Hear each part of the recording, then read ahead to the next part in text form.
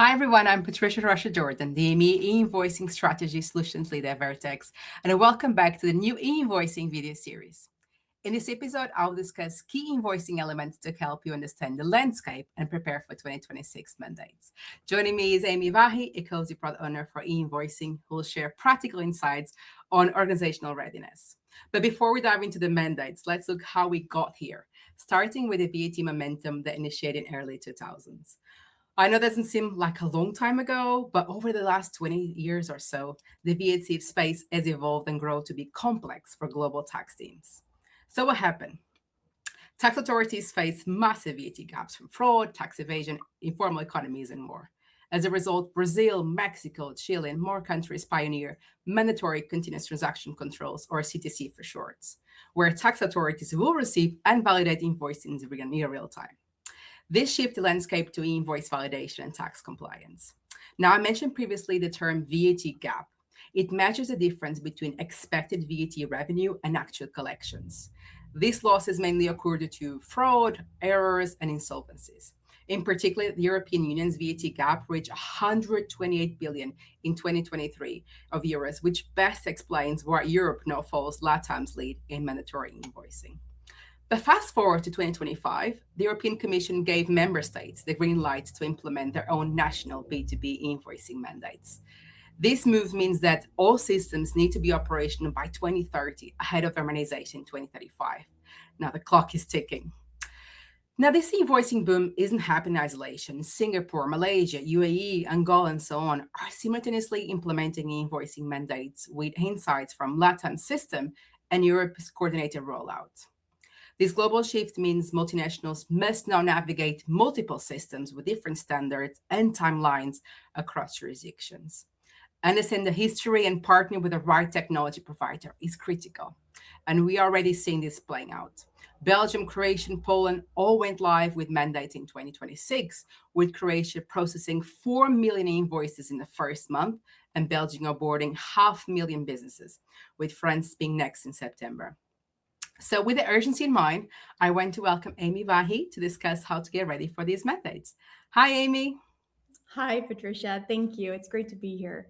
So, I think, as you know, this is no longer something that businesses can really afford to watch on the sideline, right? What's coming now in the next few months? Well, it's intense, like you mentioned, right? The timelines are really, really tight. And something I often hear is, "Hey, I know this is important, but what do I do next? Where do I start?" So I think the first thing to do is assess your VAT compliance and reporting processes, right? So before jumping into solutions, stop, take a step back. Where are the gaps, right? Are you relying on manual processes? What types of invoices are you issuing and receiving? Where are those transactions taking place? Are they domestic, cross-border, mix of both, right? So really understanding your VAT landscape, your entire organizational landscape is really important.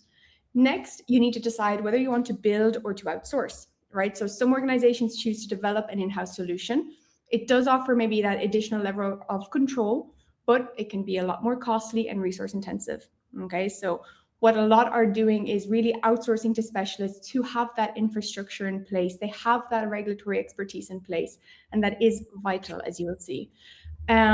What I will say is that there is no one size fits all, right? There is no simple answer, and making that decision early in the process can really save you a lot of stress down the line. I would also say it's very critical to stay on top of local requirements, right? As you know, rules are changing, timelines are changing almost, daily at this point. So that's why I really think working with a third-party provider or consultants, that's where this really becomes essential, right, for that support. Another key aspect is training. So e-invoicing isn't just a tax or an IT challenge, right? It's a business challenge. So it impacts finance, it impacts compliance, procurement, sales. It touches almost every aspect of the business, and everyone needs to understand what is changing, why, and how their processes are going to be impacted. Finally, I think it's important to say to be agile, right? This is not a set it and forget it transformation. As I said, regulations are constantly evolving, and you need to be flexible, right, to have that competitive advantage. I did say finally, but there is one other key takeaway, and I think that is to start now. Okay, the question isn't whether you should prepare, but how quickly you can get started. I think that if you do take a deeper look into this, you will see that the common thread across all of these steps is data, right? Clean data, clear processes, and visibility across all your transactions. I really believe that is the foundation to what sets businesses up for long-term compliance and scalability. Back to you, Patricia. Thank you, Amy. That's all the time we have for today's episode.